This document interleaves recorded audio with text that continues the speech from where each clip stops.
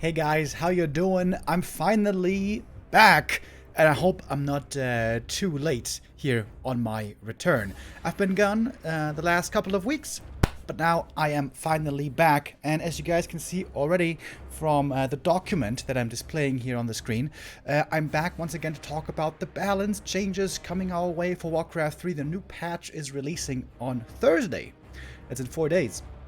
Today is Monday, and it's going to be version 1.35.0 with the first big balance update in a long time. And as you may have seen before already, I did give some feedback in the past. We did some roundtable discussions with some high-level players, and yeah, now the patch is almost upon us, but I hoped to get one more voice in and perhaps encourage the guys at Blizzard to make a few more changes, because I think we are close to having a really good patch, but there's a few things missing and a few things going too far in my opinion. So yeah, like I said, we're shortly before the era of the new patch 1.35, 4 days from now. I don't know if these suggestions are going to reach anybody or going to make any difference. But anyways, I thought it was worth a shot. Because like I said, I think we are very close to having a great patch here. Now, in the past, I used to format these documents differently, where I would highlight which change I approve of and which I don't approve of. That's not what I'm doing today. I'm going to go through the list and tell you about all of my opinions on the different matters, but rather to make it clear how it's most likely going to turn out in the patch that's to come. I have marked it by color in red and green as far as buffs and nerfs, so we can look at a race, we can look at the list of changes and try to assess where that's gonna lead the race, which is gonna be relevant later when we try to neatly tie this whole thing up. Alright, so green obviously is a buff, red is a nerf, and then purple at the end of each listing here. I have added additional changes that I think would be great to add on top of these that we're seeing here. Alright, so let's jump into it right away. First, they were mentioning some general changes to the altar hero costs and such, and revive times. So heroes from the altar now 25 gold cheaper, and the revive times from the altar a little bit shorter as well, in most cases. That makes perfect sense. I think I advocated for that as well. Tavern heroes come out instantly. For that reason, they should be more expensive, so this makes a lot of sense. And also, here the altar revive time, I think, is very prudent indeed, because the Tavern Revive, while it's of course more expensive, brings back the hero instantly, which is a huge advantage, especially depending on the race. If you can heal them up quickly again, especially Nightelf, and also Undead. Yeah, that all makes sense, nothing too notable to talk about here. Now, we come to the humans, the worry child of the last couple of years, of course. They received a couple of nerfs and a couple of buffs. Let's go through them. Many of these, in fact, I've talked about before, so I run the risk here of repeating myself, thinking back to the previous feedback video I did, but we're just going to go through them quickly. Alright, Mass Teleport. This is going to be a nerf, obviously, on the cooldown. This is the right way to go. I would argue this is not enough of a nerf. Mass Teleport is one of the very best ultimates in the game. It is amazing, it is game-winning. I think the cooldown here should be increased to even more, for example, 45 seconds. But then again, you know, it's an ultimate. It's rarely the case. It's not very important for balance, but if you want to balance it, I think it should have even a higher cooldown, but I'm still largely good with that. Now, this is the first point I'm going to object to, the Siphon Mana Drain Rate. This is, I think, something that Blizzard is mostly doing because many of the community have been complaining about this ability. And I get it. Siphon Mana is very annoying to play against. All kind of mana drain abilities, mana burn abilities are very annoying to play against, and it is super strong. This ability is super strong. If it was on a different hero, it would be completely broken. But here's the point. It's not a different hero, it's the Blood Mage. This is the only really good ability that he has. Phoenix is also pretty good, but the other two are okay. I think some people here aren't viewing this all in context, where, yes, this ability is super strong, but it's the only strong thing that the Blood Mage has. Blood Mage is already rarely played. It's already a rather mediocre or below average hero in terms of power level. And this is going to make him even weaker and even less likely to be played. Now, to be fair though, this is not a big nerf. It's a small nerf. 5 mana per second on level 2. I still think this is really not necessary. I would have in fact gone the other way. I would have buffed Little Blood Mage in another way, either with Banish or with Flame Strike or with stats. But yeah, I don't want to waste too much time on this. I think this is very unnecessary. I think this is people just being too irritated for no good reason, but fair enough. It's not terrible, certainly. All right, next change, blacksmith lumber cost decrease. Very good. Great change, helps humans out, especially early on. They're suffering from lumber oftentimes. The peasants get harassed, the economy is in shambles. We've all seen it. This makes things easier. I have a tough time judging how exactly good this is going to be. Is this just pretty good, a nice little buff, or is it a huge buff? One thing that this certainly will make stronger is Paladin Rifle Opening.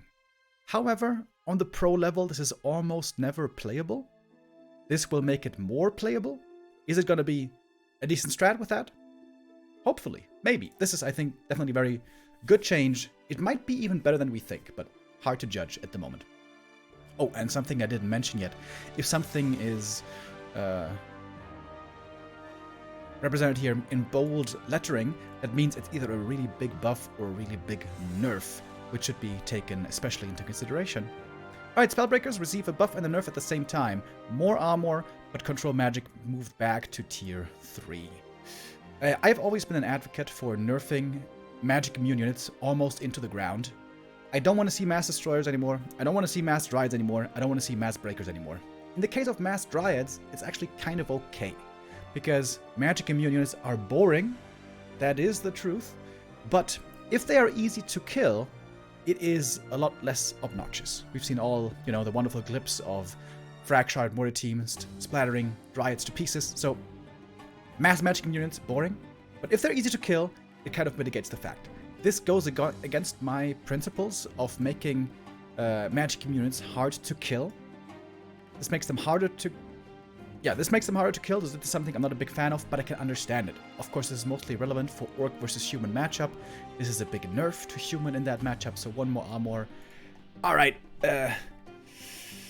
painfully, I will agree with this, even if I think, magic immune units should not be incentivized to be masked. Which is also why the Destroyer nerf a while back was very good. But, yeah, anyways. This is still mostly good here. Sorcerer's Polymorph, this is a tiny buff for a tiny niche scenario. This is okay, I guess. Doesn't make much of a difference. Siege Tank barrage damage increased from 14 to 16. That's a big buff. That's 2 damage. That's more than 10%. However, it is super niche as well. This might be relevant maybe for 4v4. Perhaps. This is an area in which I have no expertise, so I can't really tell. Yeah, this is good. Of course, we all remember how they tried to change the siege tank to do damage to normal buildings, but nothing made sense. It didn't work out.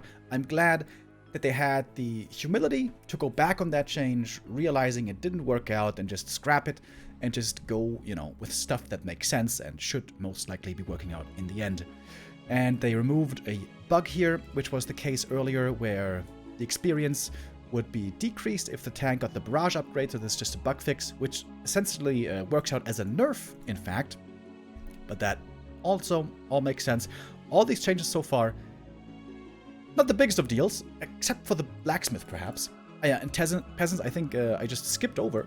But yeah, peasants, we all know how they have a tough time, giving them more HP to be more survivable. Also very helpful. And now we come to the Staff of Sanctuary. This is something I'm very excited for.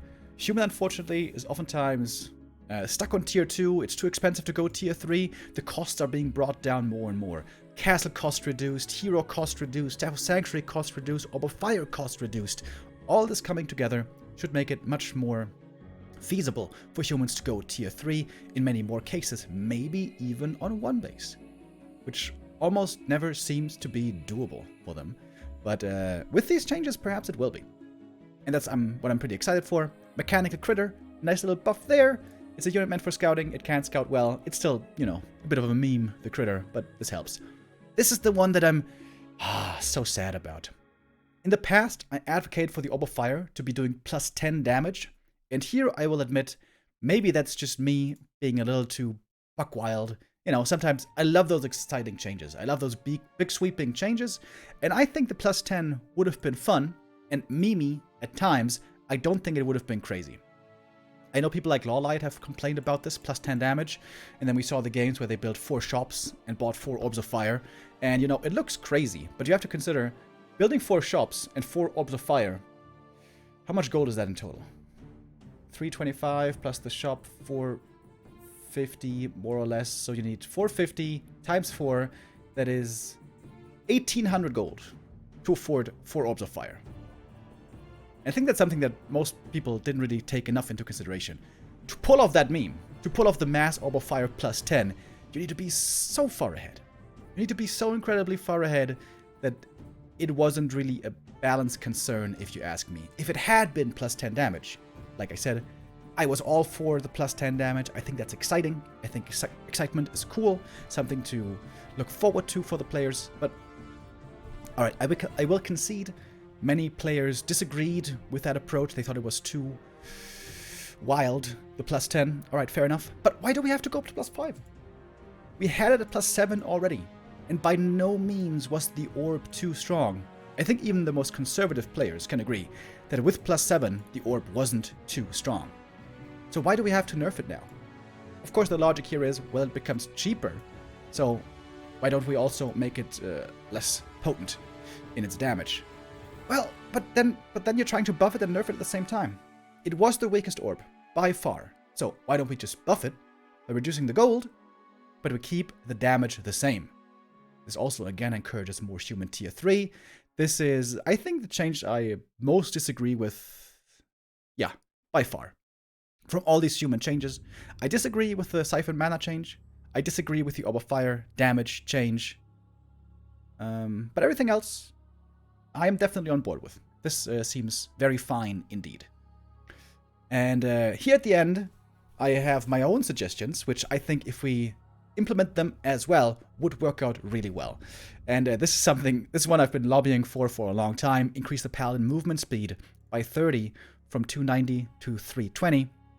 This would make him a fast hero. Some people also aren't too fond of this change because it doesn't fit too well with the Paladin lore, with the Paladin fantasy. And I grant you that. He's a guy walking around, he's got a heavy hammer. He's not really riding a horse or something, which would make it logical for him to be fast.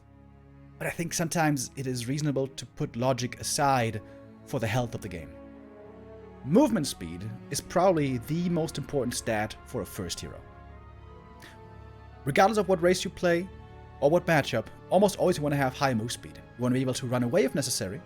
You want to be able to chase down units if necessary. Move speed is a huge, huge help and contributing factor for first hero viability.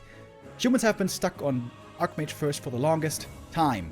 And the MK first sees some play, but he isn't really too commonly seen. And the MK really can't be too fast, because with Clap and Stormbolt, very positional abilities, if he was fast, he would be OP.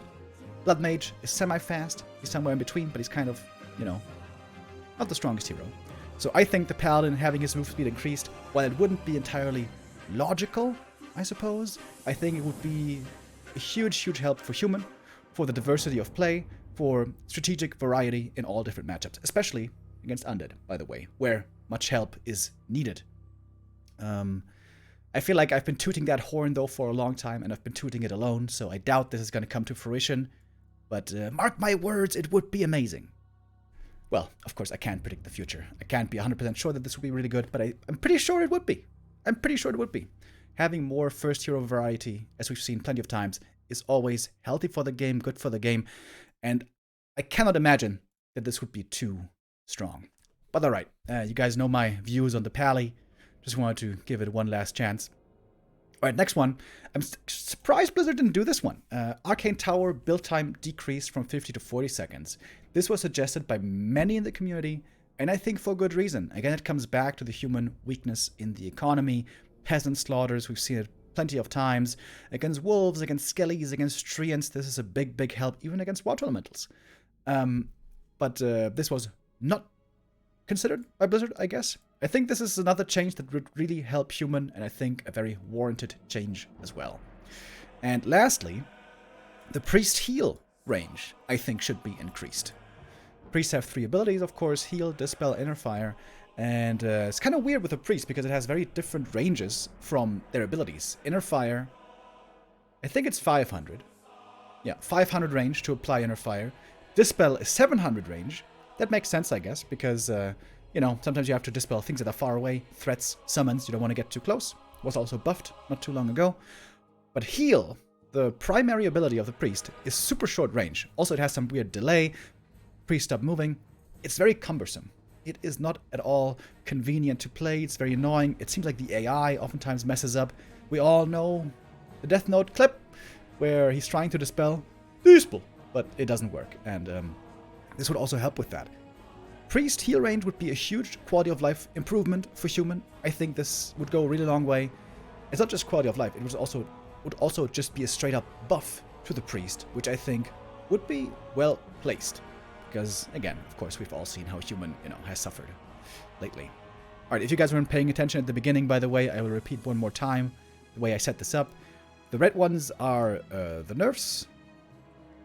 The green ones are the buffs. And here at the end, the purple ones are the suggestions that I would additionally recommend. Just in case that wasn't clear. Alright, human in the books. That was 16 minutes. I'm getting faster and faster at these. You guys remember years ago when I did these videos and it would take like 2 hours? Don't want to waste your precious time so much anymore. Alright, Nightelf. Here we have the race that perhaps received the most changes. Some nerfs, some buffs. And let's see what we got. The Keeper of the Grove is seeing many different changes. Entangle getting a nerf at the beginning. But it's a very small nerf. Level 1 remains the same. This is something I was very adamant about. I think you can't nerf level 1 Entangle, otherwise the Keeper's going to be trash. But it's level 2 Entangle that gets 1 second reduced, and level 3 Entangle, which is 5 seconds. I think that's fair, you know. Level 3 Entangle isn't really very relevant in most scenarios, but level 2 Entangle, it can be very oppressive, it can be a bit too much, but I like that it's very conservative. I like also that Blizzard here listened to the feedback of the community. I think they were intending to have a sharper Entangle nerf at the beginning. Again, some people were complaining about the Keeper, about the Entangle, wanting to get nerfed. Especially the Orc players, of course. But they listened to the feedback. I think I talked about this, that I think this would have been a big mistake to nerf level 1 Entangle. Also, some other prominent figures like Hitman, for example, also noticed that this would be way too much. So yeah, this seems very fair, very reasonable. And then here comes the big Thorns Aura buff. Alright, I'm rubbing my hands together because this is always this is one of the things that excites me. Alright, I love big changes. I love changes that could perhaps be crazy, but yeah, that could leave a big wake of consequences behind them. Because this is numerically a big deal. From 10, 20, 30% to 15, 30, 45%. And if you guys can do the maths very well, you will notice there's a 50% buff. Now, 50% does sound scary, but I approve of this change because this is perhaps the worst ability in the game. Well, this and Spike Carapace and Mana Shield, I suppose, are the worst abilities in the game. But it is, you know, among them, among some of the worst. So this is a big buff. I think this is cool. This may open up new playstyles. This may open up new opportunities. We saw this very, very, very rarely against Orc in the past. And we saw this a whole bunch in Nightelf Mirror, in Bear Mirror in the past. So this may give the Keeper, you know, some more freedom to experiment with his skill build. And yeah, this Thorns Aura, in the right scenario, I imagine this will be really good. But only in the right scenario. Against Undead, for example, it really shouldn't be, because it's mostly Fiend Destroyer. Yeah, this, perhaps, you know, when you play the Keeper now, the opponent is going to be encouraged more, or even forced more, to play a ranged army, which is cool, you know, it's like interactive play. I like it a lot. Just as this nerf here, so this was a big buff, since it's boldly lettered, and this is a big nerf. Tranquility, one of the best ults in the game, having its cooldown doubled. So this is basically a 100% nerf. No, that doesn't make sense. 50% nerf? I guess it's a 50% nerf. Hard to quantify this one. But yeah, absolutely proper. It's still one of the best ults in the game. 2 minutes, as far as ultimates go, is still a pretty short cooldown. There's some ults with 3 minutes of cooldown. And yeah, Tranquility is amazing. This is much deserved. I think that I think the way they are handling the Keeper here is really good. Spoiler alert, by the way. I think the Nightelf changes that they did are the best of all of them. I think the Nightelf changes are basically perfect across the board. So yeah, I approve of all of these so far. And then comes the next huge change. Immolation gets super mega buffed. Activation cost reduced. Drain rate reduced, so mana per second cost reduced. Tick rate improved. This is a big deal. This makes playing it properly much easier. And also, just a straight up DPS increased. And this is the one that worries me a little bit, because this one's pretty extreme. So, and again, big buffs are appreciated and welcome, since it was a useless ability before. But this is a 60% damage increase on level 1. Now I would have to do the math. How much is it on level 2? From 15 plus 9. That's also 60%, right? Yeah, I think that's also 60%. And then on level 3, I think it's even more, right? From 20 to 16. Is that 80%? Yeah, right? Yeah, that's 80% damage increase on level 3. But, you know, normally late game mana burn is too good. So, I love all of these changes. I think I suggested some of these myself in the past. I am a tiny bit worried about these damage numbers. If it had been me, I would have had this a bit lower. But the good thing about Immolation is you can always play around Immolation. It's not like Entangle. It's not like Mana Burn. It's not like Coil and perhaps even Stormbolt, where the damage always connects. With Immolation, you can always play around it. You can, for example, if you're getting attacked by a Demon Hunter and you have footies defending, you can just put 2 footies on the Demon Hunter, Archmage and Watch Elemental attacking, and peasants, you know, running around, building farms, saving themselves. And the other footies are attacking the archers that are attacking with the Demon Hunter. Or if you're undead, you know, and you're trying to fast expand, a similar scenario. So, while these numbers worry me a little, I still mostly approve. Now, if I was to be very nitpicky here, I would do 7 here, and I think it's mostly level 1 in Immolation. That seems quite wild. Yeah, I would do 7, 11, and 16 as far as damage goes. But that is, you know, it's impossible for us to tell right now. We've seen just a few games on the PTR and a few Immolation plays. At the very beginning, in the first installment of the PTR, it was a bug and was doing double damage of the additional damage it already did. That was hilarious. But yeah, how good is this really going to be? I'm not sure, but I'm excited to see it. Because something new, Immolation is super cool to begin with. And of course also there's a high mana cost, Moonal Recovery. You know, there's ways to punish it. Even if this ability is super strong, there's ways to punish it already, implemented in the game. And there's ways to play around it as well. Especially if you are good in the micro department. So good thing Night Elves don't have to deal with it. Am I right, boys? Alright. Yeah, let's move on. Potom, Starfall, cooldown reduced, mana cost reduced. Very good. Potom, perhaps the most reliable hero in the game to get the ultimate. Potom or Warden. We see there's a whole bunch, and this is going to make her better. I like that a lot. Ultravision requires tier 2. This is a big nerf. In especially one matchup against Orc, where it is very much needed. And also for Huntress openings in Night Elf Mirror. This is going to make it a lot less desirable, I think, to play Hunts and Potom in Elf Mirror. Bears are also getting weaker. But this is a big deal. I don't know if people are going to play Hunts anymore in Night Elf Mirror.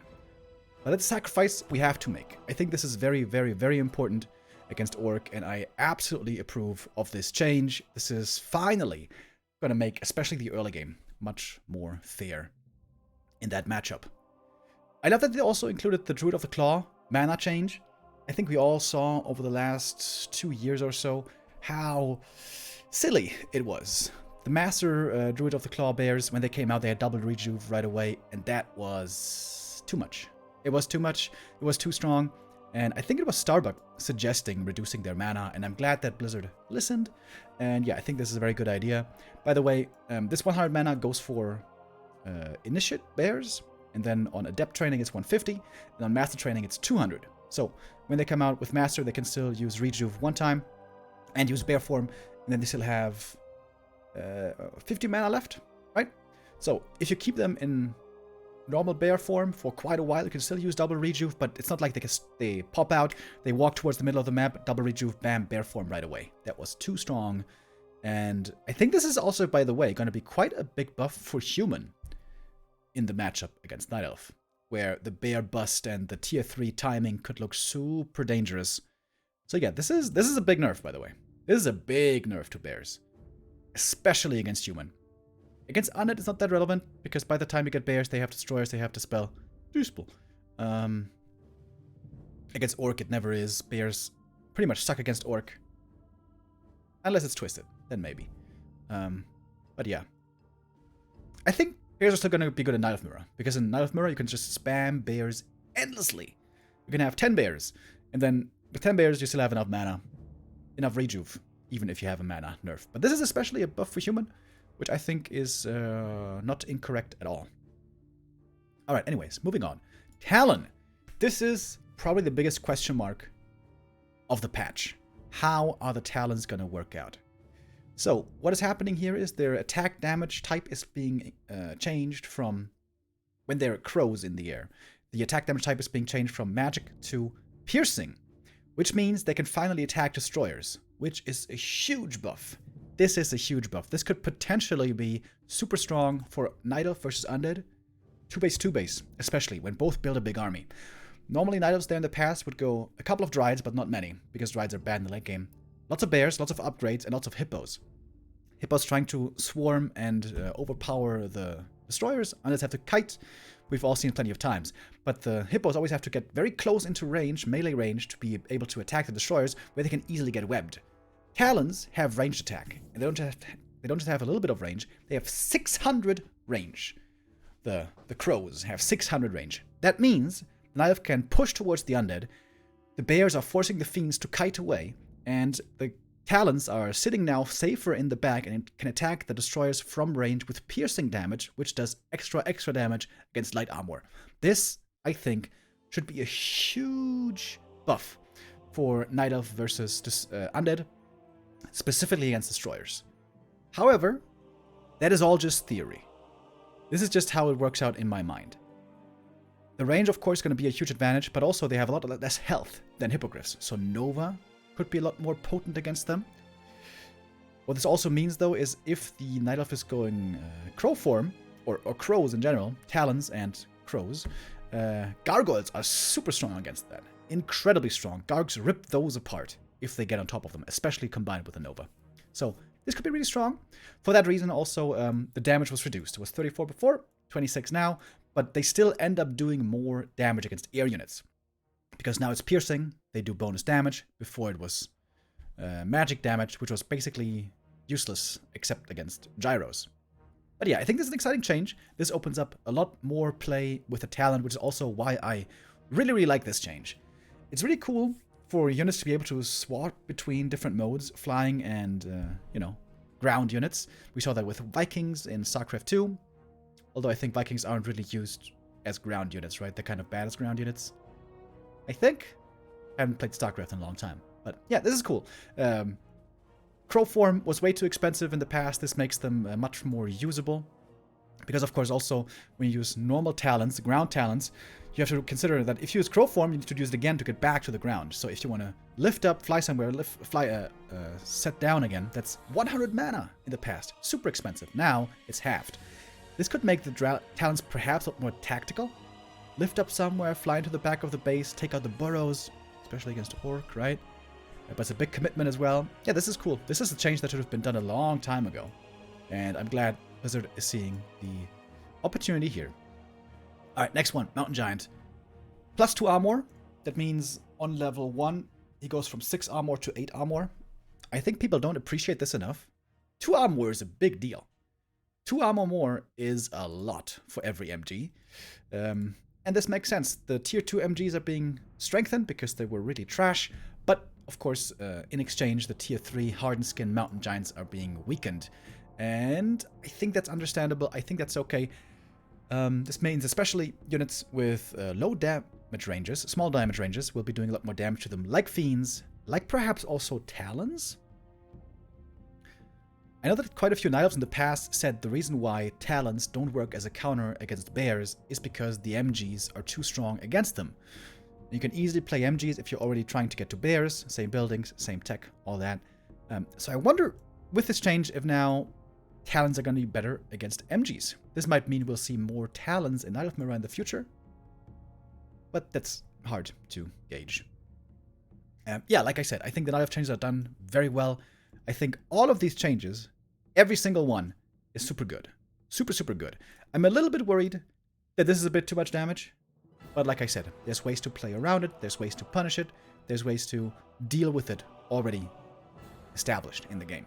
So I think even if it's very strong, I don't think it should be too strong. Yeah, so again, I say once more, because I really want to commend Blizzard here. These are great changes. All of these are perfect changes, basically, in my opinion. But if I could, I would like to add 2 more changes. The Potom, I really like to see her.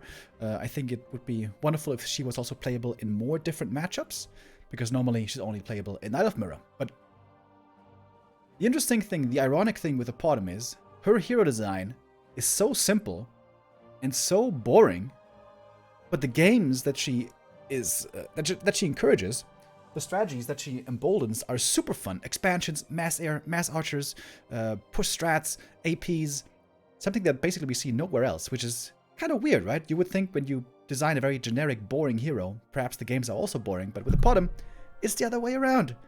The skill set of the hero, incredibly boring, but the games she provides, super fun, which is why I would like to see changes to her, buffs to her. I always make the joke that the Potom was probably the first hero Blizzard ever created with how boring and dull it is. But yeah, I would like to see her a bit stronger so that perhaps also in different matchups she would ever be playable. So I would suggest a Searing Arrow mana buff from 8 mana to 5 mana. That's a big buff, by the way. This makes her a lot able to throw out a lot more Searing Arrows. Not sure if this would be enough, but it would be a step in the right direction. And also, is something I've talked ad nauseum about in the past as well. Increase the nighttime vision from the Potom from 800 to 1800. This would make it so that the Potom has the same vision during daytime and during nighttime, which means that Night Elves wouldn't need Ultra Vision if they had the Potom to see far. The Huntresses and all the other units would still have very short vision without Ultra Vision, but the Potom, as the only hero in the game, would have natural high night vision. I think this is always super cool if there's very specific niche uses for some heroes. We've seen that in other games as well. Dota 2, for example, you know, there's a couple of heroes who also have high nighttime vision just as baseline. I think it's Slardar, Slark, and Luna. Wait, or is it Slardar? It's definitely Slark and Luna. I'm pretty sure. But yeah, the thing is, this also gives a lot of flavor to the hero. Also a lot of tactical or strategical opportunity. And, you know, a specific role and a specific fantasy to fulfill. I think this would be super cool. And vision is helpful. Vision can give you an edge at the right moment, but the thing is, too much vision doesn't normally lead to too many crazy outcomes, especially since, you know, Ultra Vision already was part of the meta in the past. Yeah, I think this would be super cool. I'm a big fan of giving heroes very specific strengths that only they fulfill. But, yeah. I feel like I'm also the only one talking about this, so I doubt it's going to be implemented, but I think it would be cool. Just one more time. Alright, now we come to the next race, the Orcs. And probably the most exciting change here is the Blade Master mirror images. They are now going to be doing 15% of the Blade Master's base damage. It was kind of fun to see the experiment going on. Blade Master mirror images started out with 10% damage, which was pretty weak. Then they tried it with 25%, which was crazy strong. And I think here, settling on 15%, that's reasonable, that's good. I like that, that makes sense. Now, the next one, though, that comes hand in hand with this change is a nerf, quite a big nerf, which means that the Blade Master mirror images now also give experience when killed. In the past, they gave 0 experience, exactly like illusions from Wand of Illusion, which makes sense, I guess. They don't do damage, they're not a threat, they shouldn't give experience. Now, they do damage, so they are a threat, so they should give experience. That part so far of the logical chain I agree with, but I don't agree with these numbers at all. And I feel like people haven't been talking about this enough. Alright, level 1, 12 experience, that's like nothing, that's okay. Because we have to remember, Blade Master Illusions also, they do very little damage, unless the blade is super stacked, but that's late game. In the early game, basically nothing. And also, they are illusions. So they take bonus damage from everything. They are easy to kill in almost all scenarios, plus of course, they can also be dispelled, if you have Dispel. So, they do way less damage, and they take way more damage. So 12 experience, that's not a big deal. 20 experience, also not a big deal. 30 experience, I feel like this one seems reasonable. Now, if the blade is level 4, 42 experience. Whew, that's a lot. Especially if you have level 2 or level 3. Well, on level 4 you have level 2. You have level 2 Mirror Image. You pop the Mirror Image, both get dispelled, boom, 84 experience for the opponent. You're like, whew, that's a lot. That's a big jump. That is more than a level 3 Water Elemental right there. And level 5, it will be 57 experience per illusion. 57. If I'm not mistaken, this is a level 3 Water Elemental that gives this much experience. However, with Mirror Image, you don't just summon one, depending on the skill points invested into Mirror Image, but multiple. Imagine if you're a Blade Master player and you want to play a Mirror Image build. Not many people do that. I think Hitman sometimes plays it against Nightelf. But imagine you want to play a Mirror Image build. And you get to late game. You have a super strong Blade Master. You want to play Mass Mirror Image. How fun is that? You get to level 5. You have level 3 Mirror Image. You use level 3 Mirror Image. It's 57 XP per Mirror Image. If the opponent has a couple of dispels, he dispels all 3. He gets 171 XP. That's crazy. That is super duper crazy. And what this all means is, the higher level the Blade Master gets, the more you're going to be incentivized to not play Mirror Image. This is, in my opinion, just bad game design. You don't want your hero, the stronger he gets, to have less and less reason to play something. The stronger he gets, you want to have more opportunities to play more different things, more different styles, more different tactics or whatever. But this means, once you're level 5, you can never play Mirror Image. And once you're level 6, you especially can never play Mirror Image. Dude, level 6, level 3 Mirror Image, right? That's 225 experience. It's like killing a level 6 hero or something. Okay, I don't know exactly how much that is actually, but I think somewhere around there. That's crazy. So, I get where Blizzard is coming from. The images do damage, so you know they're a threat and they should give experience. Honestly, I think this is not necessary. I think they could give 0 experience and it would be fine. I think it could be fine. Blade Master Illusions, Mirror Image, are only ever seen in one matchup. And they don't really do much damage, obviously, because they can't do damage. They are just used to Break and Tangle, Acid Bomb, and also to throw Lightning Shield on top. With this 15%, they do a little bit of damage, but not much. So, this buff is cool. This opens up new opportunities of play. This is really fun. But this is way too much, dude. This is so crazy. I'm telling you. Once the blade gets level 5, you'll be stupid to play Mirror Image. And this is a shame. This is a shame. This is a great opportunity to make Mirror Images viable and to enable more play in more matchups, but this executes the strategy. It's dead on arrival with these changes. Now, like I said, I think it would be fine if they gave 0 experience.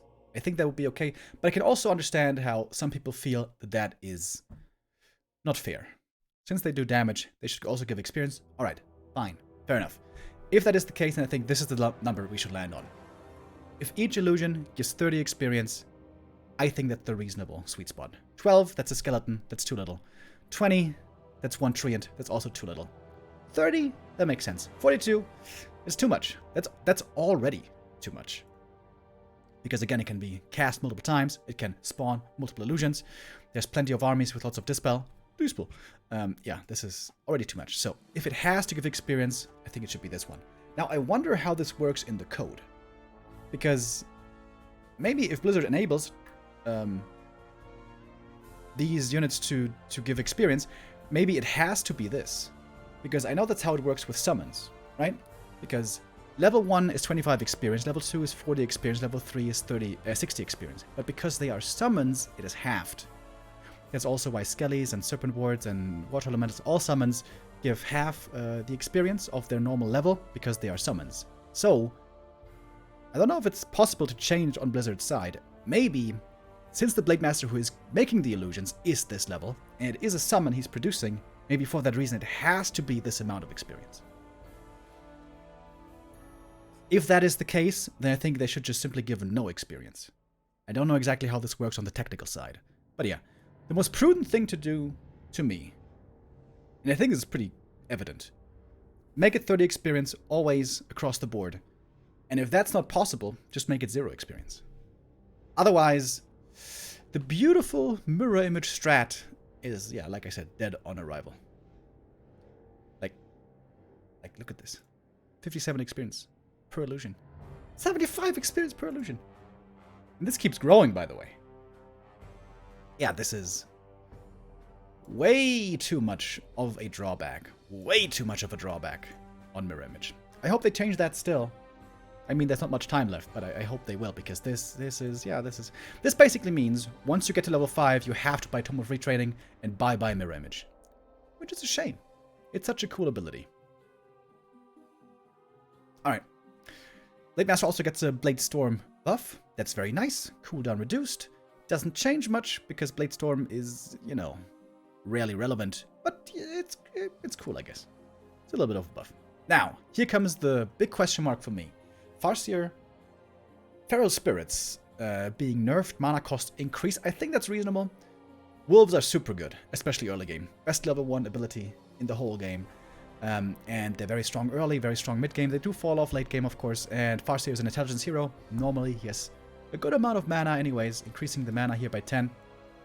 It seems like it is appropriate, especially considering the meta at the moment. I wonder how much of a nerf this is really going to be. So, it's also hard to say how most games go on average, but normally, Farseers like to either creep heavy or harass heavy, right? Early game. In both cases, they have to summon lots of wolves. I think it is pretty safe to say that normally, by the time you get to around 40 supply when we land in the mid-game, right? By that time, you have summoned wolves at least 5 times, right? I'm just going by intuition here. But I would say at least 5 times, maybe 6 times. So this 50 to 60 mana you're going to be missing. I think it's kind of a big deal. It doesn't sound much, but, you know, all things add up. Now, they're trying to compensate this with Chain Lightning costing 10 mana less, which I like. It's very good. Chain Lightning, fun ability.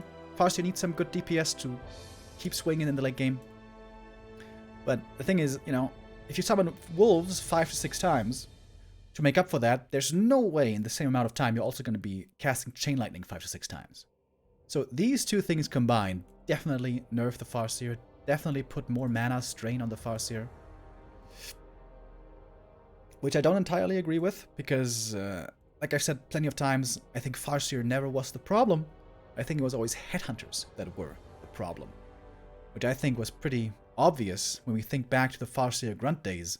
Farseer Grunt meta was never oppressive, was never OP, was never an issue. Whereas Farseer Headhunters was. So I still think Farseer doesn't need to be touched. But I mean, you know, it's a small nerf. And he's an intelligence hero, and still only 85 mana, and the wolves are still very good. So it's not like this is a big transgression here. Alright, TC Aura getting nerfed. Yes, very good.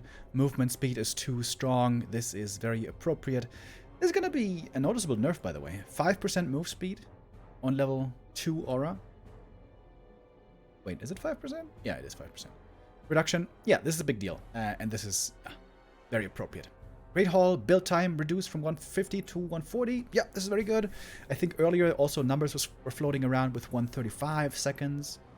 Yeah, minus 10 seconds. Very good. We have seen how buffing fast expo plays has opened up a whole variety of different strategies, especially when undeads were being buffed there. So yeah, I think this is very, very good indeed. Grunts getting an HP increase of 25. This was supposed to be 150 before, from 100 to 150. And yeah, I'm glad that they went back on that one, because that would have been a big deal. 25 HP is a little bit, it's not that huge, but you know, every little thing helps. And the Headhunters, they have gone through multiple different iterations of different nerfs that they were supposed to receive. Of course, everybody knew the Headhunters were very strong. A bit too strong, quite oppressive oftentimes. And now, earlier, the gold and lumber cost was considered, but now they want to keep the gold and lumber cost the same, but rather increase build time by 2 seconds, which especially means that in the early game, once the first couple of Headhunters come out, the opponent has more time to react and doesn't just get pressured so heavily, so fast right away. And I like that. I still feel like I can't tell what is going to be the best Headhunter nerf. Is it damage reduction? Is it cost increase? Is it production time increase? There's also different levers that you can use to use that nerf. My suggestion was always gold cost increase, but this is a nerf. This is a small nerf, and I'm glad that they went with a small nerf, because we don't want to have a huge nerf and then again make them unplayable for the next 5 years like they were before. And this is the biggest meme change of the patch. This changes absolutely nothing, so I didn't even color it. Witch Doctor, wards, whatever. I would have also said that the Witch Doctor Stasis Trap activation delay doesn't change anything and isn't relevant at all. However, the best Stasis Trap player in the world, Hitman, told me that this is actually a noticeable buff. Possibly quite a big buff. Possibly a buff that will make Witch Doctors playable. I still have a tough time seeing that personally, but that's also because I basically never see Witch Doctor games. Hitman plays them all the time. So, well, Hitman says there's going to be a big buff, and I would be excited to see if he's right, and if we do see them more in the future. And lastly, Liquid Fire getting nerfed so it doesn't reduce repair anymore. This was always really, really toxic, really annoying.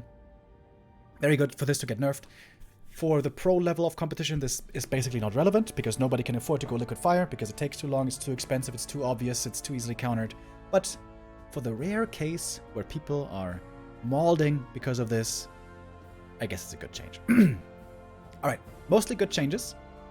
All in all, right? Yeah, with this exception. This is very bad. This is devastating for mirror image play. Like I said, this is no good. Either make it 30 experience across the board, or make it 0. Because, yeah, these numbers here are just, they are crazy. Alright. And lastly, again, I will mention what I would like to add. And firstly, I would love to see the Torrent getting buffed by having its gold cost reduced from 280 to 250. The Torrents are, in my opinion, super fun units. They fit the orc fantasy extremely well. Strong, beefy, and menacing. But they're pretty weak. They're very expensive. They're hard to get to. They're not the strongest units to begin with. So I would love to see them getting buffed, because, yeah, they see basically 0 play. And yeah, making them cheaper, I think, would be quite prudent. And lastly, Burning Oil. Another tier 3 orc upgrade, which is very weak indeed. We see it extremely rarely when the orc normally already has Burning Oil. Speaking of Hitman, by the way, he sometimes has some weird Burning Oil strats, but it's pretty weak. Comparing to Frag Shards and Disease Cloud, this upgrade is a joke. So I think it would be very sensible indeed if the damage was increased. So with Burning Oil, there's full damage, if that was increased from 12 to 14, and also if the medium damage was increased from 3 to 4, and if the damage over time was increased from 2.5 to 4 seconds. Projectile hits the ground, there's fire there, and then, you know, it does damage over 2.5 seconds. But I would see that, love to see that last longer for 4 seconds. Yeah, I think this would be a sensible buff to very underused units. Alright, now we have 3 of the 4 races covered. Now we go to Undead, 4th and last. Firstly, I appreciate that Blizzard is trying to finally make the Death Knight's ultimate playable, because it has been a meme ultimate, possibly the worst ultimate in the whole game, for a very long time. Depending on the situation, I guess.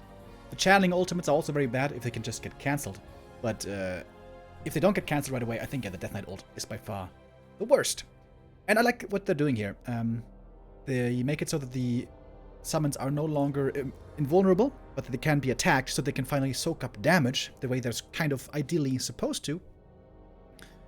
And they are not dispellable anymore. Before they were dispellable, which would also make them very bad, because you can just dispel them all quickly if you have the right army for it, get lots of experience that way. And I would love to see these summons also have just Disease Cloud by default. Wait a minute. Yeah, and they have Disease Cloud if researched. That's right. So this is a nice little touch. I really like this from a flavor perspective as well, that Blizzard was thinking about this. You're summoning these dead, you know, they rise up from the ground as animated corpses, and makes sense that they would have the Disease Cloud if it's researched. I think this shouldn't even be necessary if they just had Disease Cloud by default. But then again, the question is, how is that able to be implemented?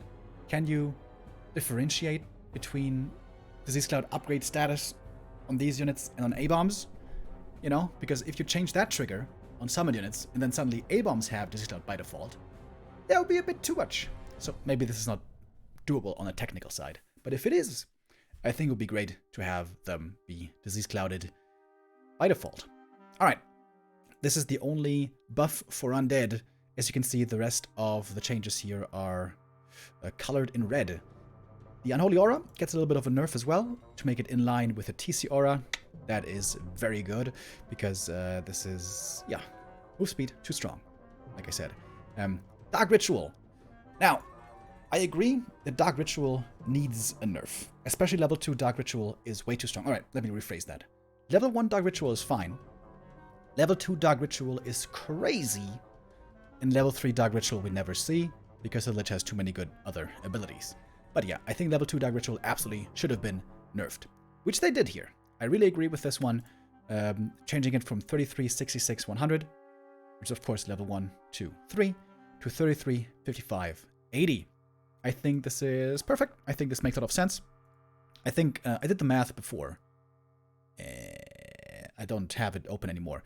But before, with these values, the Lich would get 95 mana, more or less, from Dark Ritual level 2. Which means you use Dark Ritual, and with the normal mana regeneration that you've accrued over time, you can use basically 1 Nova for every Dark Ritual.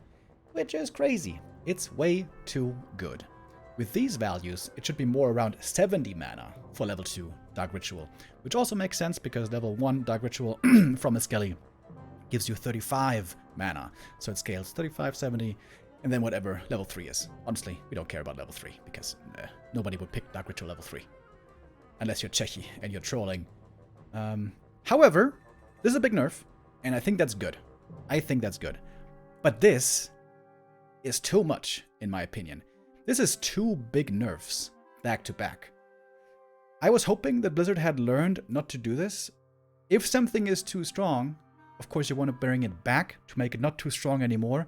But if you hit it with a ban hammer too much, with a nerf hammer, you're just going to punch it back into obscurity. Or at least into a way too weak of a state. And this is 2 big nerfs, alright? This is a 25% nerf on mana regen, if you spam it on cooldown, which you should with a Lich first. And then this, on level 2, is also 25%? Man, whatever. But, you know, this is a big mana nerf, and this is another big mana nerf. As far as mana regen for the Lich goes, this is a double whammy. This is a double nerf, and I think this is a big mistake. This one especially, this doesn't just nerf level 4 Lich, which is what we want. This nerfs Lich on every level. Well, not level 1, I guess, because he doesn't have Dark Ritual on level 1, but also on level 2 and on level 3. And I think this goes too far. This cooldown nerf is not needed if you have this Dark Ritual nerf right here. This is a double nerf that might make Lich First unplayable. And then we might be back to DK First every game all the time, no variety, every game looks the same, once more, for years. So, not only is this too much of a nerf, just as far as fairness goes, but also for variety and for, you know, viewing entertainment, this is not good. This could really land the Lich in the dumpster. So like I said, this is perfect, and this is too far. In my opinion, this is going way too far. Next one, Haunted Goldmine, getting an increase from 100 to 110 seconds. This is a noticeable nerf. It's a 10% increase in build time, but I think it's fair. We've all seen how strong the Undead expansion can be, and honestly, 110 seconds is still pretty short as far as expansions go. Tree of Life takes 120 seconds, plus Entangled Goldmine. The Orc expansion takes longer. The humans need to invest in power build, you know. So, yeah, 100 seconds was probably a bit too good the way it was. 110 seconds, I think that lands it in a good spot. Next one. Everyone's favorite unit to cry out about the Obsidian statue. And for good reason. It is the best unit in the game, and Undead in general has been doing a little bit too well. Now, this is something I talked about before, balanced philosophy. I think it's very important to differentiate between what you find annoying and want to have nerfed for that reason, and what appears so, and what really needs to be. So, if I bring you back all the way to human at the very beginning, this I think was a prime example of people being frustrated or annoyed by something, and for that reason wanting to see it changed. And that honestly, in my opinion, not being very logical or prudent. Because like I said back there, the Blood Mage is not really a balance threat, and he's not really oppressive. He's in fact rarely seen and a niche pick, and this is, in my opinion, an emotional reaction from people to want to see it changed because they feel like it's annoying. Now, this is the opposite. Statues are chosen by the community to be nerfed. However, interestingly, normally when we want to see balance changes, we want to see it specifically applied to a certain matchup because only relevant in some matchups. This nerf will hit Undead everywhere. Statues are always played in every Undead army ever, unless your name is Edo. But normally they're always played because they are so good. I've said this plenty of times before. The Obsidian statue is the best unit in the game. Yes. However, I will add here that Undead also needs it. Undead has no other way at all of mana recovery. And as far as healing goes, if they don't have a DK, they don't have much of that either. They have a Ritual Dagger nowadays, but it's a bit clumsy. Point being, Undead needs statues to be good, to be relevant. Especially because of the ebb and flow of the Undead playstyle. Undead, quite good early if you play a ghoul build with either heavy creeping or expanding. And then very weak in the mid-game, for the most part, unless you have strong heroes. And then very strong on tier 3. There are some races who can play tier 2 strategies. Especially human, also Nightelf, and also Orc. Undead can never play a tier 2 strat, where they just stay on tier 2 and remain on tier 2 and go to the late game on tier 2, because their tier 2 is weak. They need tier 3 before too long. You can delay tier 2 for a while, especially if you play Mass Fiends versus Mass Air or Gargs in some weird scenario, but almost always Undead is trash on tier 2. Hence, they need strong statues. So, that all is to say, yes, statues are super strong, but they also need to be very strong. And I can give you an analogy to something else. All races have buildings who give them supply, right? We got farms, which can do nothing. We got burrows, which can load up, which is kind of okay. We got Undead Ziggurats, which are pretty good as far as defense goes. Very good, in fact, with a narrow tower, but only defensively. And then there's Moonwells. These are buildings that heal you. And heal you instantly. And can heal you from 0 to 100 in a second. And you can even staff back in. Moonwells are crazy good for what they can do. If you just had them on paper and you're like, how the hell does the one race have farms and the other race have Moonwells? This is totally imba. How can this ever work? You have to see it in context of the whole race. And that is, of course, Nightelf doesn't have much healing. Moonwell is a finite resource. Moonjuice, I mean. Or, you know, a limited resource, let's say. And if you go healing with bears, it takes a long time. Otherwise, you're going to have some alchemist healing, which isn't ideal. So it always has to be seen in context, which is also why statues have to be seen in context. Yes, they are the best unit in the game, but Undead needs them. All right. I'm talking at length here about the statue, but what I'm trying to get at here is, yes, the statues are very strong, but Undead needs them desperately, especially because of their tier 2 weakness. Now, I agree with this one. Level increase from 2 to 3. That means the statues will give more experience when they're killed. I think that's reasonable. And I really disagree with this one. Mana restoration rate reduced from 3 to 2. So at the moment, the way it works, Spirit Touch, every time it blinks, it restores 3 mana, and that's on a 1.5 second cooldown. This is going to be supposed to be changed to 2. This is a 33% nerf on mana regen. When it comes to other races, this would mean Clarity Potions have 33% less regen. This is a huge nerf. This is an enormous nerf. A nerf that might hit Undead so hard that they... yeah, this could be devastating.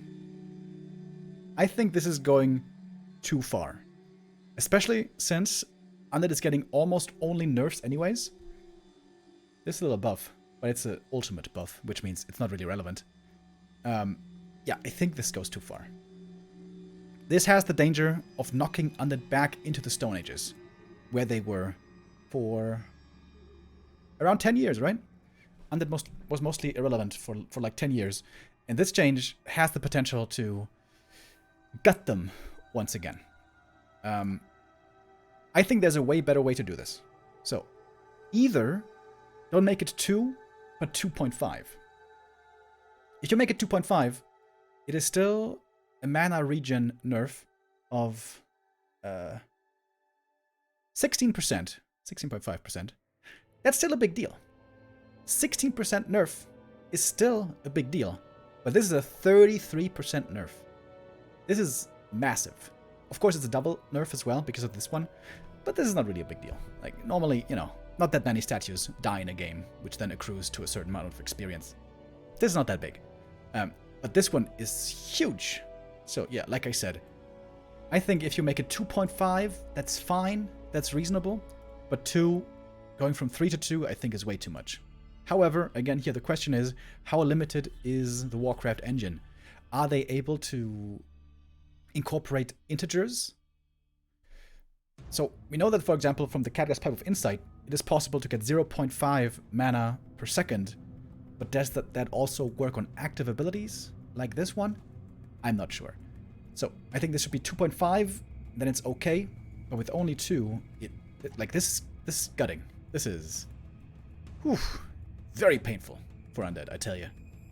So, in my opinion, this should be 2.5, either that, and if that's not doable, then just nerf the statue in another way. And the easiest way always to nerf anything is the gold amount. So, if you just increase the gold cost of statues from 200 gold to 225 gold, this would already be quite a significant nerf. Because there will be 2 statues you always have to make, plus every statue you lose, you have to remake, and also it would mean every destroyer you make is going to be more expensive. Which I think also is not the wrong way to approach it. But yeah. I know I'm stuck on this point for quite a while, but this is a huge nerf. Dude, this is the biggest nerf by far of the patch, right? Well, this one's also damn crazy, but Orc doesn't need mirror images that much as Undead need statues. That's the thing, like, Undead, you know, they need statues. Like, Orc needs heal salves, like Nightelfs need moonwells, like humans need... what do they need? They can play Archmage most of the time, right? Like, Undead needs statues. So, this hits them in the gut. And like I said earlier, an overall nerf to Undead, a slight one, I think is warranted. We've seen how strong Undead has been over the last couple of years. So an overall little hit with a nerf hammer, I think is alright. But this, I think this goes too far. I think this goes way too far. So once more, I think this should be 2.5. Or if that's not doable, increase the statue gold cost from 200 to 225 gold. Because this is gonna be gutting. But alright, moving on. Banshee Anti-Magic Shell, supposed to be dispellable now. Yeah, but always a bit weird with the Anti-Magic Shell. I think this is very much deserved, this nerf here. Disease Cloud, same for this one. This means that the This is also going to be lasting a shorter duration. I think also very deserved. But as you can see, Undead receives only one small buff, which isn't really relevant because it's level 6. And then quite a few nerfs. And I think Blizzard's going a bit too far here. Yes, Undead deserves some nerfs because they have been a bit too strong over the last couple of years. But especially this one, oh boy, is this one going to be noticeable. So what I would like to see as additional changes, once again, I had them down here in purple. First of all, I think Possession is still way too good. Especially against Knights, I think Possession is still way too good. So I think channeling time should be increased from 4.5 to 5.5 seconds.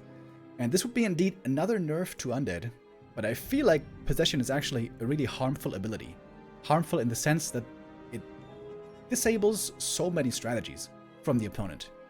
You can basically never play Knights, you can basically never play Taurens, I suppose. Yeah, I would like to see Possession nerfed. And what I also would like to see is more playability of the other heroes. DK and Lich, two of the best heroes in the game. Perhaps the two best heroes in the game. But Dreadlord and Cryptlord, not just in comparison, but just in general, quite weak.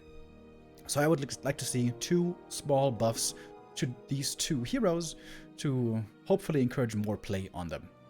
And for the Dreadlord, it's a bit of a weird change, and I've talked about this before, I know, but give me one more chance, please. Increase the agility from 16 to 19. This means he would have 0.9 more armor and increased attack speed of, I think, 9%. I'm not exactly sure, but I think it's like 9% attack speed and 0.9%, 0.9 armor. So a bit more armor, a bit more attack speed. And yeah, there's many ways to buff the Dreadlord. He's one of the worst heroes in the game. But I think it's also important to not overdo it with the Dreadlord, especially as far as the abilities go. So firstly, you don't want to buff the aura, because the aura is kind of bad. The aura only works for like 2 units in the Undead arsenal, and you don't want to force Dreadlord players to always play ghouls and A-bombs. That's just dumb. So the aura is basically a dead ability, but that's fine. So you don't want to buff sleep too much though, because especially in the early game, when it comes to sleep surrounds, they can be very oppressive, it can be very annoying, it can be super frustrating. You don't want to do that. Plus also, level 2 and 3 sleep are already very good. And sleep level 1 can't be too strong, like I said, because of sleep surround abuse. So you're left kind of with Carrion Swarm. Carrion Swarm 1, very weak. Carrion Swarm 2, pretty good. Carrion Swarm 3, very good. And again here, you probably can't make it too strong in the early game. So I think the logical thing to touch here for the Dreadlord is the stats. Also, because the Dreadlord, once he runs out of mana, is super bad, like many other heroes. So if you had a few more stats, just for tanking and doing damage, I think they'll be very good. And, I mean, you could buff his strength, but I feel like the Dreadlord shouldn't be really super tanky, because the Cryptlord's already super tanky. The DK is pretty damn tanky, especially when you consider his movement speed as well. And the Dreadlord always was kind of a right-click hero, I feel like. You know, he's this vampire guy, he's got the wings, faster attack speed, I think, would make sense with him. And, yeah. I feel that makes sense. Also, it would be an interesting spin. You know, he's a strength hero, but if we give him more agi, it's not the normal way to buff a strength hero, but it will be a small buff that I think the Dreadlord could definitely use, since he is one of the weakest heroes in the game. And also, the Cryptlord. Some people still have PTSD about the Cryptlord, and I get it. The Beetle days were long and painful, but those days are far from over. People have learned how to play against him very well, and nowadays the Cryptlord is once again a very weak hero. If you guys remember, the Impale was nerfed drastically a while back when the Cryptlord was too strong, and that was a decent change. I think they overdid it with a nerf a little bit, but yeah, the Cryptlord, certainly did deserve a nerf, and there the Impale was greatly weakened in its effect. I think the Impale is too weak now, quite a bit too weak, so keeping the damage numbers and the stun amount the same I think is fine, but I think it would be very fair, more than fair, to reduce the mana cost. To draw a bit of a comparison here, by the way, also Stomp is 90 mana and is almost always better than Impale. And Shockwave from the TC was also reduced to 90 mana not too long ago, and we saw how having the mana cost reduced there can be quite a big help. So yeah, having the Impale reduced from 100 to 90 mana, I think would help the Crypt Lord a lot. Not just as a first hero, but also as a third hero. Very rarely we do see the Crypt Lord as a third hero. This change would help with that a lot. When you go for a third hero, it's very important that the hero is capable on level 1 already. And the downside of Crypt Lord third is always you have him on level 1 at the beginning, normally in the first fight, you use 2 Impales, and then you're out of mana. That's it. But with this Impale being cheaper, maybe you're gonna have 3 Impales. You know, maybe give him like a circlet, or maybe 2. Maybe use a bit of mana regen from the statues, and then the Crypt Lord might be able to throw out a third Impale when he comes out as a third hero. And yeah, that would help him a lot, I think.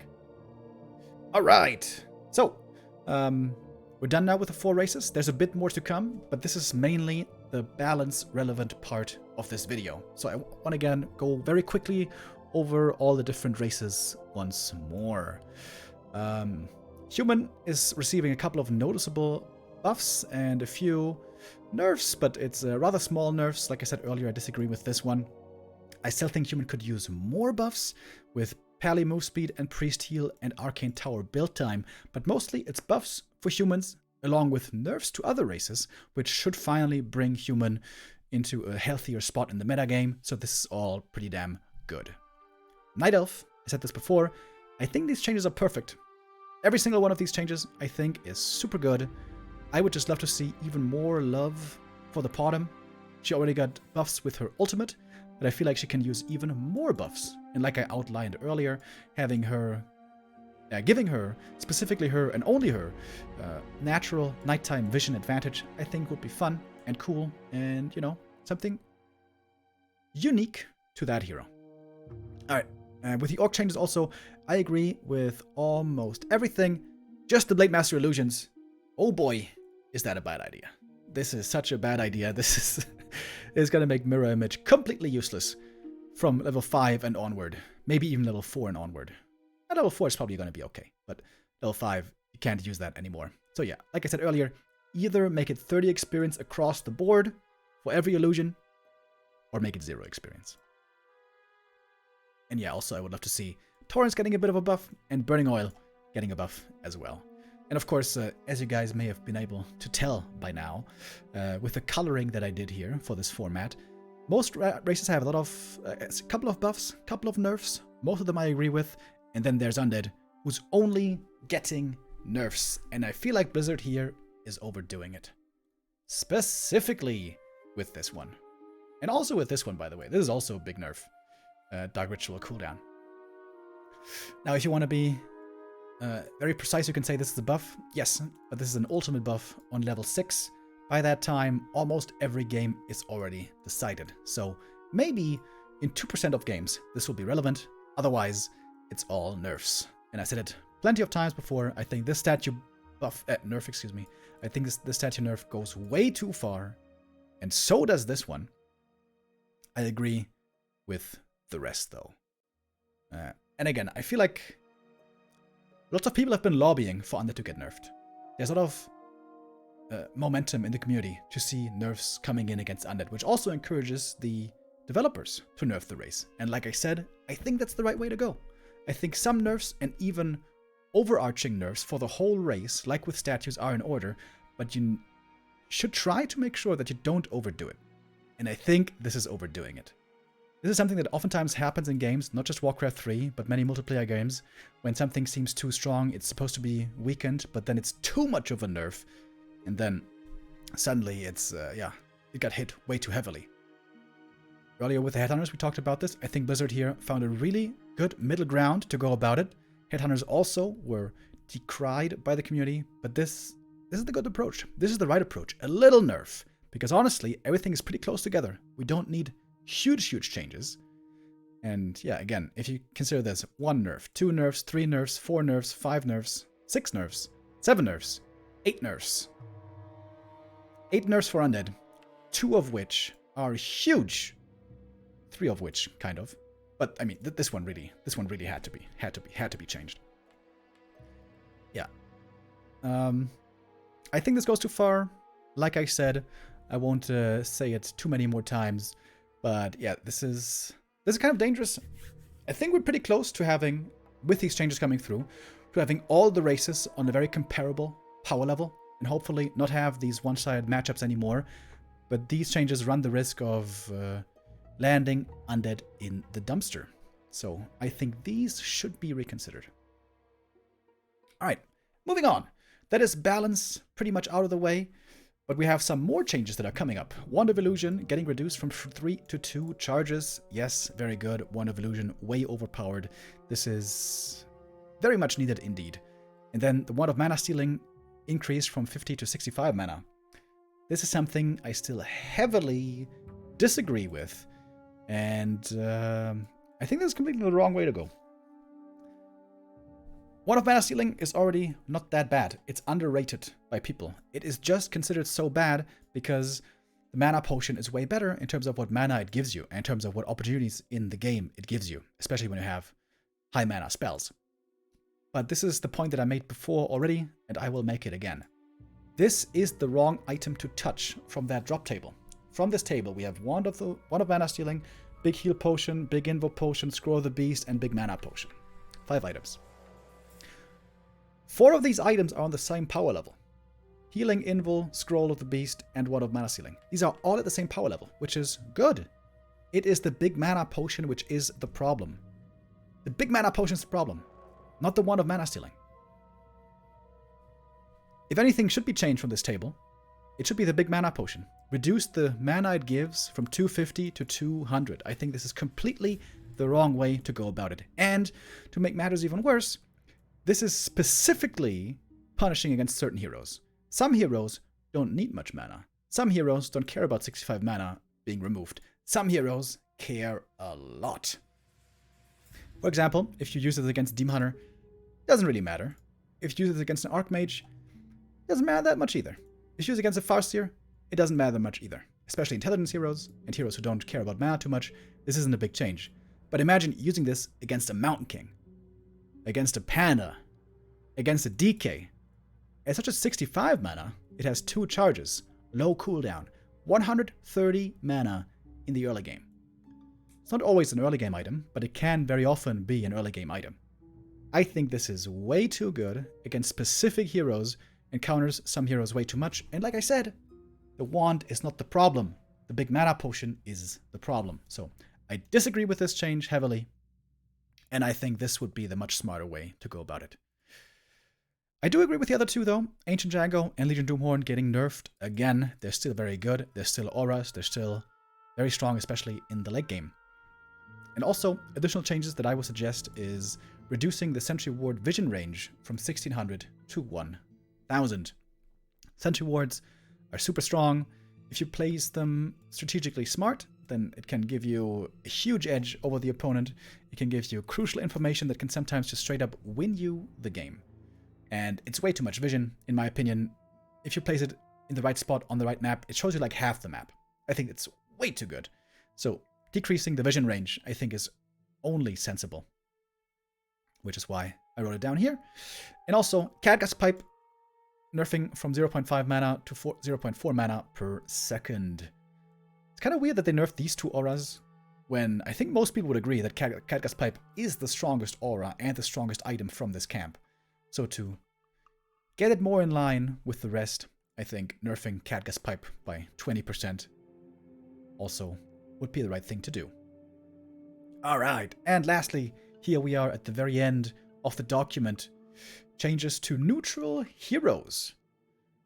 I am a big fan of seeing neutral hero play, I imagine, like many of you out there, but they're pretty rarely seen. For the most part because they are not as strong as their main race hero counterparts, especially in the late game. Panda's the only exception. He's a very good late game hero. All the other ones, pretty bad in comparison. And yeah, so there's 3 changes here that I would like to see to encourage more neutral hero play. Firstly, increase the Fire Lord's agility gain from 1.6 to 3. And this sounds a bit crazy on paper, but I think it also makes sense. In Warcraft 3, all heroes have, I think, the same amount of agility gained between their different stat points. How much is it again? I think they get like 6 attributes per level. Or is it 7? 6 or 7. But it's the same for every hero. And it's weighted differently between the different attributes, right? So this would give the Fire Lord more attribute gain than any other hero. But I think for a good reason. Because he might be benefiting more from stats in this way. But the downside of the Fire Lord is he benefits very little from abilities. Because all of his abilities are super trash. What's it called? Goddamn it. Soulburn, super bad. The Lava Spawn can be good in niche scenarios. Then you can creep greedy and you don't get harassed. And you use it hard on the right map to creep fast. Or in a tower push. So there's like 2 very small niche scenarios. And then there's also Incinerate, which is also very bad. Because it's only very good when you can stack attacks one after the next, but it's very unreliable. All that is to say, all of his abilities are bad. Very bad. So, I think even if this at first glance seems a bit much, I think this would actually make sense for the Fire Lord to buff him in where he is good. Because he is indeed a very good right-clicker. He's got high attack speed, and he's got range, obviously. And he scales very well with agility. And he's a great orb carrier as well for all races. So yeah, I think this would help the Fire Lord quite a bit. And would be a nice nod to SK Hot as well, just on a side note. Secondly, Alchemist Chemical Rage buff from 15-second duration to 20-second duration. Chemical Rage is something we never see, because the Alchemist is not played in many matchups, and when he is, it's all about the heal spray and the acid bomb. Chemical Rage is pretty bad, but if this was stronger, especially for an Alchemist first, potentially, this could open up new lines of play. And it's quite the big buff if you increase the duration by 33%, but still, I don't think it should be too much. Especially because if people see it, they can play around it with buying boots, with having blocks, with having staffs, something like that, you know? So yeah, I would love to see that. And lastly, my favorite change that I ever envisioned, I would love to see the cluster rockets from the Tinker being changed in its ability type and damage type. I talked about this in the past, and this is one of my most creative ideas. Some people use different adjectives than creative, but here is what I envision. At the moment, the cluster rockets do magic, ability type, and damage type. There's 2 different kinds, because the way it works in Warcraft 3 is, one, the ability type, from what I understand, the ability type makes it so that the ability you use has the status changing effect that you desire. And then the damage type does the damage, which means, for example, when there's a stun happening, that has to be, that is the ability type. And since the ability type is magic, it doesn't stun Dryads, for example. But if you use the Dreadlord's Infernal, it flies down from the air and it does stun the Dryads because its ability type is universal. That's why it's called universal. However, the immolation from the Infernal doesn't damage the Dryads because that's a different ability on the Infernal, and that ability isn't universal anymore. Right? So, what I would love to see, again, cluster rockets, ability type, and damage type universal. From magic to universal. That means his cluster rockets would hit magic immune units. Dryads, Spellbreakers, and Destroyers. As you guys may have noticed, I don't like magic immune units. I think they are very bad for enjoyment and for the meta in almost every single regard. So I think it would be really cool to have one hero specifically who has a base ability, not an ultimate, but a base ability which hit magic immune units. And if there's only one hero, it has to be a neutral hero. It seems like, logically speaking. And I think the Tinker here would fit the bill. This would open up the way for so many new strats, because the Tinker can be played by many different races, in many different strats, even with Tome of Retraining. And could be finally the answer. Perhaps. I'm not sure if it would work. But it could perhaps be finally the answer to just the spamming of mass magic immune units. Which is not fun. We don't want to see mass breakers anymore. We don't want to see mass Dryads anymore. like I said earlier, mass destroyers, excuse me, mass destroyers. We don't want to see mass strides too much, but strides are kind of okay because they die easily. But yeah, I do realize this change is a bit far out there, and it sounds a bit wild maybe. But I think it would be cool, I think it would work, I think it would make for new interesting strats, and I don't think it would be OP, let me tell you. Alright, and that is the end of my suggestions and my feedback. Alright, I got through most of it. Well, I got through all of it, I guess. And yeah, I don't know if this feedback is gonna have any impact whatsoever anymore, because the patch is coming very soon. But yeah, I felt like I had an obligation to give feedback one more time. Because yeah, I feel like we're so close to a super good patch. But there's a few things off, in my opinion, that I would love to see changed still. Alright. But that's it for me. 1.5 hours. Alright, we've done worse before. Guys, thank you very much for watching. If you made it all the way to the end, then I hope I didn't waste your time too much. Or perhaps you just used this to fall asleep. But that's also a good strat. I love doing that as well. Yeah, anyways. Patch is coming on Thursday. It's gonna be pretty hype. Pretty hype, boys. Can't wait to jump back into casting once more. And yeah, I'll see you on the stream real soon. So now I say goodbye. Take care. See you soon. And yeah. Until then.